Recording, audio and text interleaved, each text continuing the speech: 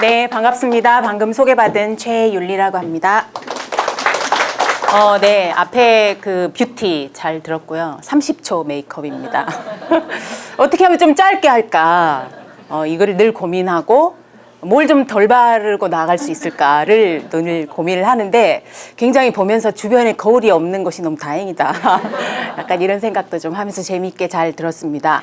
그리고 이제 그 뭐 뇌교육은 아무래도 이제 신체 정서 인지의 이 융합이 제일 통합적인 것이 제일 중요하기 때문에 이 부분을 말을 해야 되는데 또 퀴즈 뇌교육에서 또 잘 말씀을 해주셔가지고 이렇게 이어가도록 하겠습니다. 방금 이제 우리 교수님 소개해 주신 대로 저는 이제 아동 청소년, 우리 미래 세대의 주역이라고 할 수 있죠. 그리고 대부분의 아마 뭐 아기들이 이제 요 연령층에 있는 분들도 많이 계셔서 어떻게 하면 이제 우리 아이들의 영향을 이렇게 키워 나갈까 이런 고민을 좀 많이 하실 텐데요.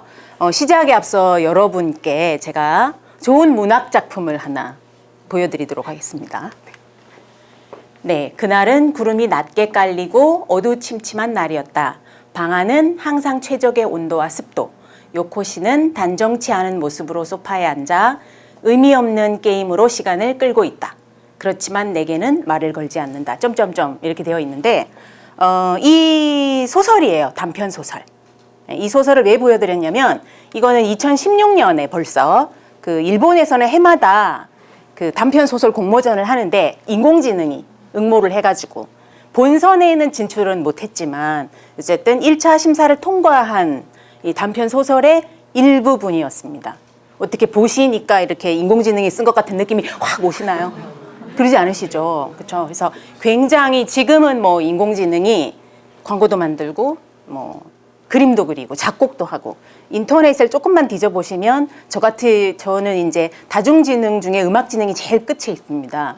그래서 저처럼 음악의 문외한이 들어서는 전혀 구분할 수 없을 정도의 이렇게 곡도 막 만들어내고 이렇게 이제 하고 있는데 그러면서 점점 더 오늘의 주제이기도 하죠. 그러니까 어떤 그러면 역량을 우리가 길러야 되느냐.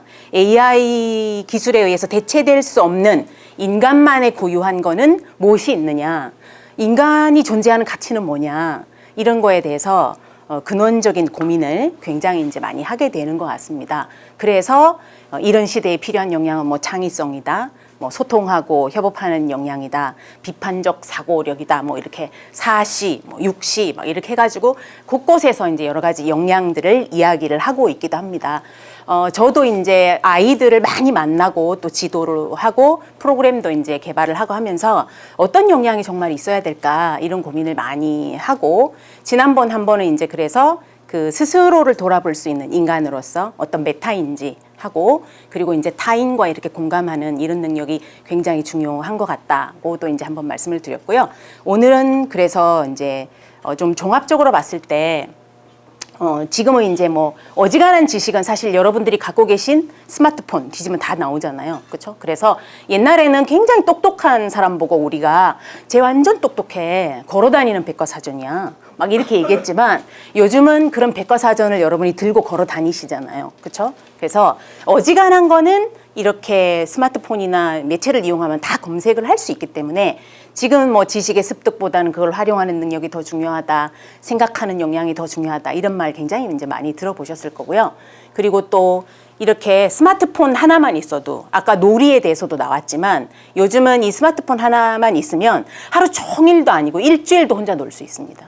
예, 그러다 보니까 사실 그 사람 사이에 이렇게 함께하고 소통하고 눈을 바라보면서 이 사람의 감정에 공감하고 이런 거가 굉장히 중요한 능력인데 그게 이렇게 떨어지고 있는 것도 맞는 것 같아요. 그러다 보니까 이런 이제 소통하고 협업하고 배려하는 능력, 이런 능력이 또 굉장히 중요하다. 이런 얘기도 이제 많이 하고요.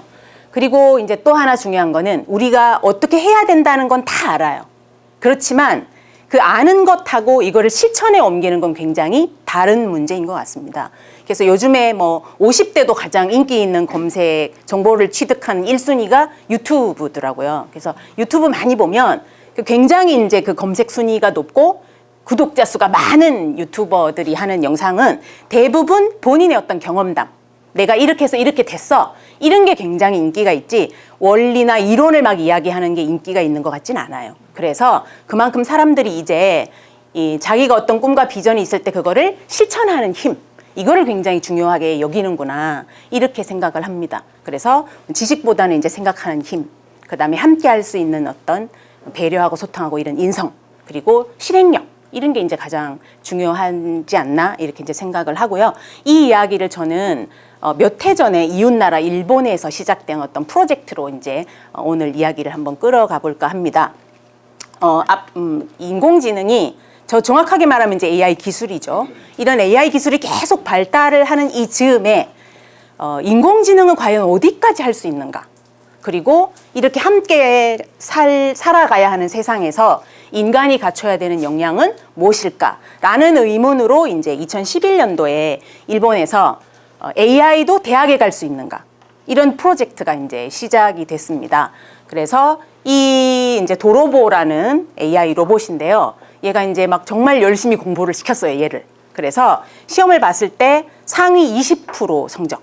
그리고 수학은 우리 아이들도 수포자가 넘쳐나는 이렇게 굉장히 어려워하는 수학도 이웃나라 일본에서도 아이들이 이제 수학을 어려워하나 봐요. 그래도 그 수학은 상위 1%의 성적을 얻었어요. 그런데 그러면 얘는 도쿄대, 일본에서 제일 좋다고 하는 그 도쿄대를 이제 들어가는 게 목표였거든요. 입학을 했을까요? 관심이 없으세요? 입학을 했으면 우리가 뉴스에서 봤겠죠. 그렇죠? 근데 이제 실패를 했습니다. 한 번 아니고 제가 알기로는 한 3번 정도 이제 실패를 한 걸로 알고 있는데요. 얘는 그렇게 훌륭한 성적을 거뒀는데 왜 실패를 했을까요? 지금 어지간한 거는 우리도 사실은 기억을 하거나 단순한 계산을 하거나 뭔가 정보를 내가 알아내고 이런 거는 지금도 우리 스마트폰이 우리보다 훨씬 잘하는데, 그렇죠? 왜 얘는 실패를 했을까? 문제를 하나 몇 가지 보여드리도록 하겠습니다. 굉장히 이제 심각한 표정으로 지금 저를 바라보고 계시는데 좀 더 심각하게 문제를 하나 풀어볼까요? 네. 나 머리 아파 죽겠는데 왜 이런 문제까지 시키냐 싶습니다. 네. 불교는 동남아시아, 동아시아에, 크리스트교는 유럽, 남북아메리카, 오세아니아에, 이슬람교는 북아프리카, 서아시아, 중앙아시아, 동남아시아에 퍼져 있다. 문맥을 고려했을 때 다음 문장의 빈칸에 들어가기에 가장 적당한 말을 고르시오. 이렇게 되어 있고 오세아니아에 퍼져 있는 것은 당연히 위에 쭉 읽어보시면 크리스트교구나 이걸 알 수 있습니다. 그렇죠? 이런 문항은 뭐 그 인공지능은 거의 완벽하게 이제 풀 수 있습니다. 이걸 똑같이 아이들한테 또 풀게 했어요. 했더니 뭐 정답률이 근데 100%는 아니었어요. 어쨌든 이건 정답률이 그래도 좀 높았습니다. 다음 문항 하나 볼까요? 일단 뭔가 그림이 하나 나왔어요. 네. 다음 문장을 읽고 메이저리그 선수의 출신 국가 내역을 나타내는 그림으로 적당한 것을 고르시오. 이건데 메이저리그 선수 가운데 28%는 미 합중국 이외의 국가 출신인데 출신 국가를 살펴보면 도미니카 공화국이 약 35%로 가장 많다. 이렇게 되어 있습니다. 요거는 이제 시간상 제가 이렇게 그냥 제가 답을 알려드리도록 하겠습니다. 다행이죠. 네. 이건 정답이 2번이에요. 2번인데 이거는 사실은 그 인공지능은 굉장히 잘 풀었는데 실제로 아이들은 정답률이 30%가 안 됐어요. 네. 그러니까 이렇게 조금 단순하지만 조금 더 들어가야 되는 아까 이제 도입부에 제가 생각하는 힘이라고 했는데 그런 역량이 이제 약간 떨어지고 있는 거죠. 근데 이런 것도 다 풀었어. 애들은 30%도 안 되는데, 그렇죠? 그런데 걔는 도쿄대에 못 들어간 거예요. 왜 그랬을까? 의외의 장벽이 하나 나타났습니다. 어떤 거냐면 뭐 영어 좀 하시죠? 이제 대화를 이렇게 하는 거예요. 대화를 하는데 대화 가운데 있어서 들어갈 말을 고르는 겁니다. 네.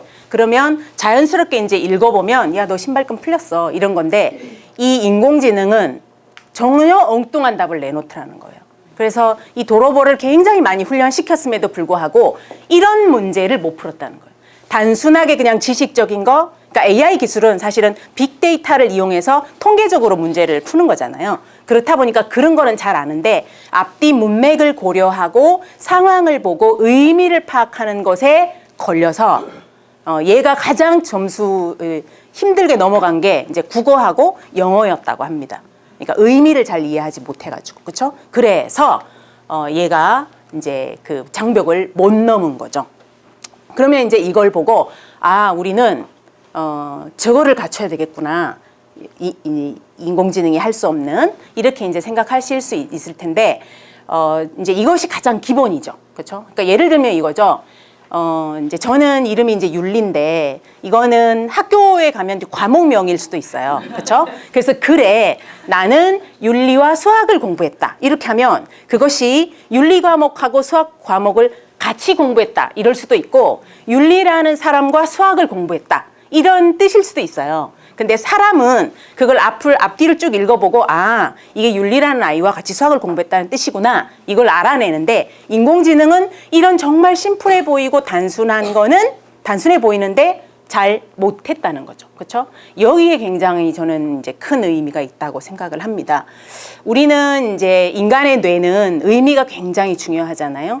기억을 하거나 학습의 어떤 효율적인 측면을 생각을 했을 때. 그래서 앞뒤 이제 전체적인 맥락을 파악하고 이런 것도 굉장히 중요하고 내가 지금 하는 경험이 나한테 어떤 의미가 있고 함께 하는 것이 어떤 의미가 있고 내가 이런 꿈을 갖고 있는데 그것을 실현했을 때 그것이 세상에 어떤 가치가 있는지 이런 거에 대해서 계속 고민하고 이제 생각해 보는 존재가 인간이라는 존재라는 거죠. 그래서 아이들한테는 그런 영향을 길러주는 게 이제 굉장히 중요하다고 생각을 합니다.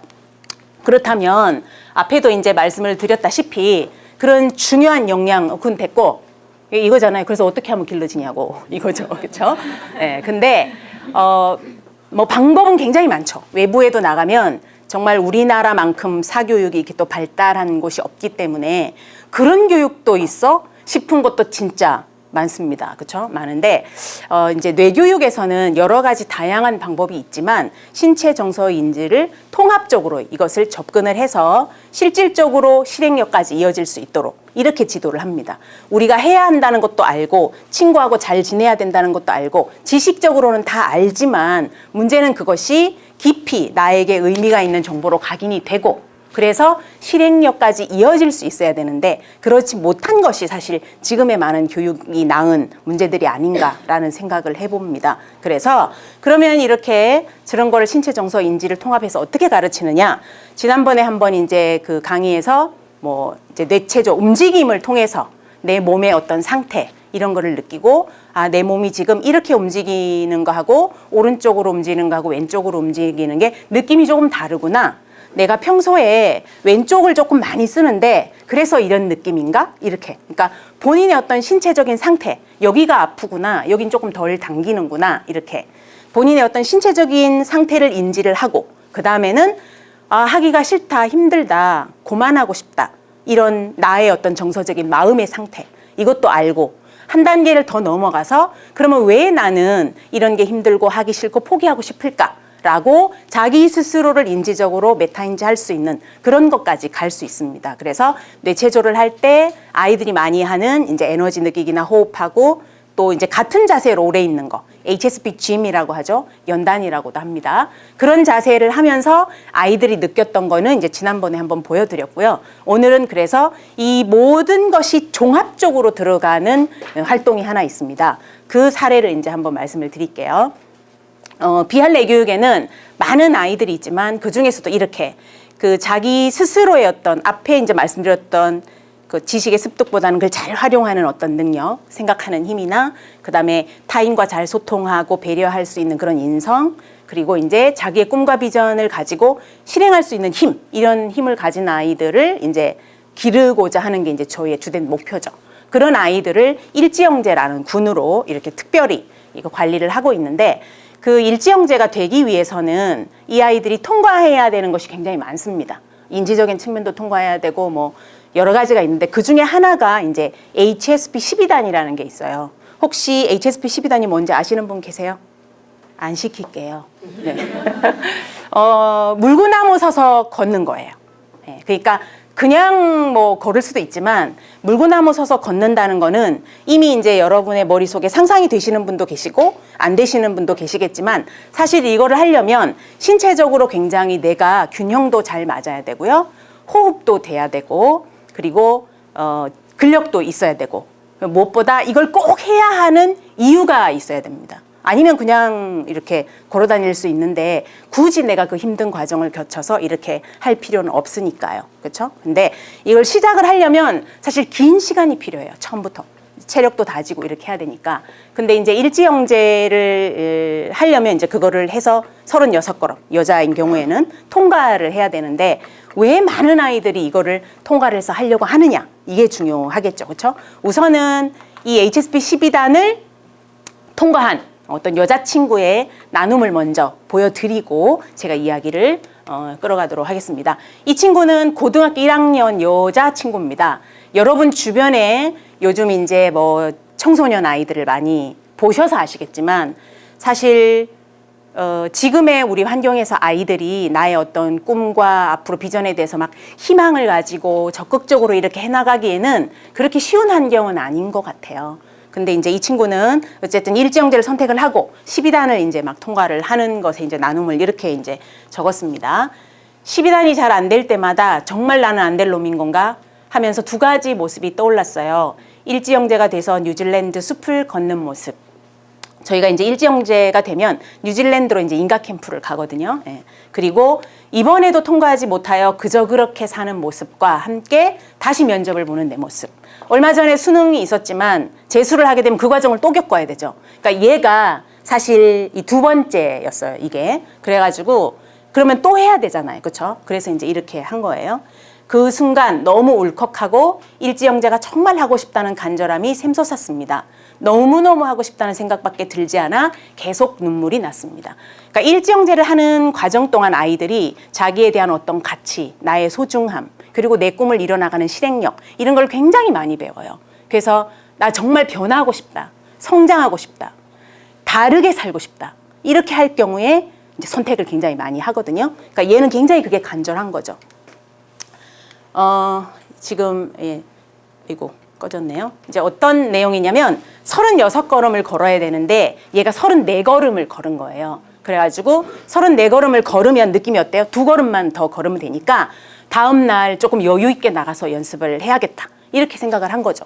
그리고 이제 나갔는데 30걸음도 안 나온 거예요. 우리가 다이어트를 하거나 외국어 공부를 해보신 분은 아시겠지만 정체기가 오잖아요. 더 이상 빠지지도 않고 늘지도 않는 그 정체기. 그렇죠? 그러면 어때요? 포기하고 싶잖아요. 내가 이거를 왜 하나 막 이런 생각도 막 하게 되는데 그때도 가장 필요한 거는 정말 꼭 해야 돼. 난 이걸 하고야 말겠어. 이런 거죠. 그래서 이제 금방 36걸음을 걸을 줄 알았는데 못 걸었다. 이런 얘기예요. 30걸음밖에 안 나오는 거예요. 그날도 결국 그렇게 집에 가고 또 다음 날도 안 되고. 그러다가 이제 함께 하는 친구들이 이제 계속 도전을 하니까 얘는 더 마음이 불안했겠죠. 그러면서도 그래도 계속 연습을 했습니다. 그리고 이렇게 막 손발에 이제 물집 잡히고 막 이렇게까지 이제 하는 거예요. 그렇죠? 이렇게 했는데 이렇게 간절함에도 불구하고 12단이 되지 않자 포기해야 하나 하는 생각까지 들었습니다. 우리가 정말 누구 바짓가랭이라도 잡고 싶다 이렇게 말하는 것처럼 정말로 바짓가랭이라도 잡고 늘어지고 싶은 심정이었습니다. 그때 트레이너님과 전화를 하게 되었습니다. 통화를 마치고 한참을 펑펑 울고 자기 선언을 했습니다. 저의 영혼에게 나는 할 수 있다고 말하는 게 이렇게 감동적인 일인지 새삼 다시 알게 됐습니다. 우리가 이제 자기 선언이라는 것도 하는데, 네, 그리고 나서 이제 얘가 통과를 했습니다. 그동안에도 최선을 다했던 저와 저의 통과를 위해 많은 분이 내어주신 시간과 사랑을 듬뿍 받는 제가 보였고 간절함이 더 커지면서 집중해야 되겠다는 생각이 들었습니다. 그리고 나서 38걸음을 걸었어요. 그래서 너무 기쁘고 감격하여 정말 몇 년 만에 아주 우렁찬 목소리로 울었습니다. 최종 38걸음이라고 말해주시자 더 벅차오르는 마음에 눈물을 종이컵 한 컵, 큰 컵이었던 것 같아요. 네, 한 컵 정도는 흘렸던 것 같습니다. 이렇게 하고 이제 본인을 이렇게 응원해주고 이런 이제 동기들한테 다 감사하다 이런 이제 표현을 썼어요. 그래서 이렇게 굉장히 자기가 하고 싶은 분명한 이유가 있었고 그리고 함께 해준 많은 사람들에 대한 어떤 감사함, 고마움 이걸 느꼈죠. 그러면 그냥 우리는 누구하고 우리는 모두 하나야. 우리는 홍익인 게 아니야. 이런 거는 이론적으로 배우는 거하고 이걸 내가 몸소 다 느끼는 거는 전혀 다르다는 거예요. 그래서 이렇게 이제 일지영재가 되면 본인이 이제부터는 내가 이제 하고 싶은 생활의 어떤 변화도 계속 꾸준히 이어가지만 내 비전을 위해서 어떻게 해야 되는가 하나하나 이제 구체적으로 그려나가게 됩니다. 그 영상을 이제 보고 마무리를 할게요. 저는 나와 민족과 인류를 살리는 지구 경영자 일제영재 2기 이상민입니다. 저는 지금부터 저에게 뇌교육 그리고 일제영재가 어떤 의미가 있는지 말씀드리려고 합니다. 우선 뇌교육은 저에게 4가지 변화를 이끌어 주었습니다. 첫 번째는 바로 성격의 변화입니다. 저는 초등학교 2학년 때부터 뇌교육을 시작을 했습니다. 뇌교육을 하기 전에는 굉장히 좀 부정적이고 싫어, 귀찮아, 안 해라고 하는 그런 학생이었었습니다. 하지만 뇌교육을 하면서 나의 뇌와 몸을 컨트롤하는 방법을 알게 되었고 그 결과 이제 긍정적으로 생각할 수 있는 힘을 기를 수 있었습니다. 그리고 이 긍정적으로 생각하는 힘은 이후에 제가 다양한 일에 도전하는데 큰 힘을 주었습니다. 그리고 두 번째는 바로 관점의 변화입니다. 제가 공부를 하는 목적은 원래는 제가 잘 먹고 잘 살려고 공부를 했었습니다. 밥도 잘 먹고 좋은 집에 살고 좀 약간 좀 권세를 누리고 싶은 그런 마음을 좀 가지고 있었습니다. 그런데 이제 일제영재가 되고 스승님을 뵙고 또한 청바지 활동을 하면서 이런 다양한 사람들을 만나보고 다양한 세계를 둘러보면서 나 혼자 사는 세상이 아니구나 라는 걸 가장 크게 느낄 수 있었습니다. 그래서 이제 저도 나와 민족과 인류를 살리는 지구 경영자라는 비전을 받아들여서 나와 민족과 인류를 살리는 지구 경영자로서 생활해야겠다라고 그런 관점을 가질 수 있게 되었습니다. 네. 세 번째는 이 관점을 실천하기 위해서 다양한 생활의 변화였습니다. 그리고 도전이라고 말씀드릴 수 있겠는데요. 첫 번째 도전은 바로 올림피아드 11의 대상이었습니다. 사실 이제 일제영재 뇌교육 파트너로서 성장하면서 내가 어떤 점에서 목표를 이뤄낼 수 있을까라는 생각을 하던 도중 11의 대상이라는 상을 수상하고 더 큰 뜻을 펼치고 싶다라는 생각이 들었습니다. 그래서 매일매일 열심히 카드 보기를 하고 그 대회장에서도 모두가 다 원하는 성적을 얻었으면 좋겠다라는 마음가짐을 임하였더니 11의 대상이라는 좋은 결과를 얻을 수 있었고 굉장히 영광스럽게 생각하고 있습니다. 그리고 두 번째 목표는 바로 전교 학생회장이었습니다. 제가 나와 민족과 인류를 살리는 지구 경영자로서 성장하기 위해서는 영향력 있는 사람이 되어야 한다고 생각했습니다. 그렇다면 이 영향력은 학교에서부터 제가 가져야 하고 또한 학교부터 변화시킬 수 있는 사람이어야 한다고 저는 생각했습니다. 그래서 소통하는 학생회라는 주제로 전교 학생회장에 지원하게 되었고 당당하게 당선될 수 있었습니다. 세 번째는 역시 고등학교 하면 성적 아니겠습니까? 그래서 사실 대학 입시를 위해서는 3학년 1학기 성적이 가장 중요하다고 볼 수 있는데요. 저는 3학년 1학기 성적을 내신 1.0으로 받아보겠다. 그리고 전교 1등을 하겠다라는 목표를 가지고 공부를 했습니다. 이 공부를 하면서 체력적이거나 정신적으로 많이 힘든 경우가 많았는데요. 그래도 체력적인 문제는 공부를 하면서 힘이 들 때 12단 연습을 하고 12단을 걸으면서 극복해 나갈 수 있었고 또한 정신적인 문제 또한 보스 법칙에서 선택하면 이루어진다라는 말이 있습니다. 그래서 저는 1.0을 선택했고 그 꿈을 이루기 위해서 계속해서 열심히 공부를 해나갔습니다. 그래서 정말로 1.0이라는 성적을 받고 전교 1등을 할 수 있었습니다.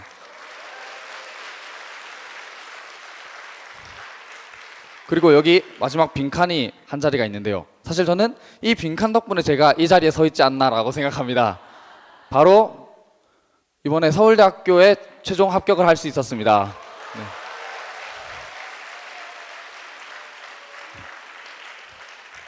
하지만 저는 나와 민족과 인류를 살리는 지구 경영자라는 목표를 위해서 서울대학교 또한 하나의 중간 과정이라고 생각합니다. 저는 앞으로 더 많은 목표를 세우고 그것이 어떤 목표일지 모르겠지만 그 목표를 이루면서 점점 저희 비전을 향해서 달려갈 것입니다.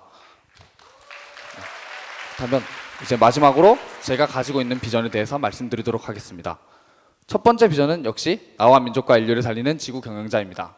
그리고 두 번째는 이제 서울대학교에 진학을 해서 환경 문제를 해결하고 다양한 사회적 약자들을 위한 기계를 연구하고 발명할 수 있는 그런 사람으로 성장하고 싶습니다. 네, 감사합니다. 네, 영상은 여기까지 이제 보도록 하겠습니다. 보시면 아시겠지만 사실 많은 어머님들이 아까 앞부분에도 이제 우리 키즈 국장님 말씀하셨지만 학습, 성적 이거에 이제 굉장히 그것만 이제 바라보고 있는 경향이 있는데 실질적으로 아이들이 갖고 있는 어떤 가능성이나 실행력이나 이거를 펼치려면 저는 그런 환경과 그런 경험을 할 수 있는 기회가 훨씬 더 중요하다고 생각하고요. 스스로에 대해서 이렇게 가치가 있고 내 꿈에 어떤 펼치고자 하는 뜻이 분명할 때는 이렇게 이제 아이들이 성장할 수 있습니다. 그래서 앞부분에 이제 말씀드렸던 것처럼 신체 정서 인지 어떤 통합적인 접근으로부터 시작을 해서 이런 단계를 거쳐 스스로를 조절하고 자기의 뇌 주인이 되는 그런 자기 주도적인 리더로 이렇게 성장시키는 것이 저희 비알레 교육의 이제 인재상이고 아이들을 이렇게 이제 이끌어가고 있습니다. 그래서 생활 속에서 이렇게 보자면 아까 생각하는 힘이나 이거는 뭐 독서 교육도 중요하고 여러 가지 중요한 교육들이 굉장히 많은데 궁극적으로는 저는 아이들이 결과적으로는 이런 것을 체험할 수 있는 기회 그리고 그것을 이루어낼 수 있는 경험 이런 것이 아이들을 이렇게 변화하는 시대에 자기주도적인 리더로 성장시킬 수 있는 힘이 아닐까 이렇게 생각을 합니다. 그래서 뭐 아이들도 마찬가지고 우리도 이제 120세를 살아가야 되는 시대에 왔기 때문에 여기 계신 여러분 모두 뇌교육을 통해서 스스로의 가치를 다시 한번 돌아보고 내 역량을 더 개발해서 더 멋진 삶을 펼쳐나갈 수 있기를 바라면서 제 강의는 이것으로 마무리하도록 하겠습니다. 감사합니다.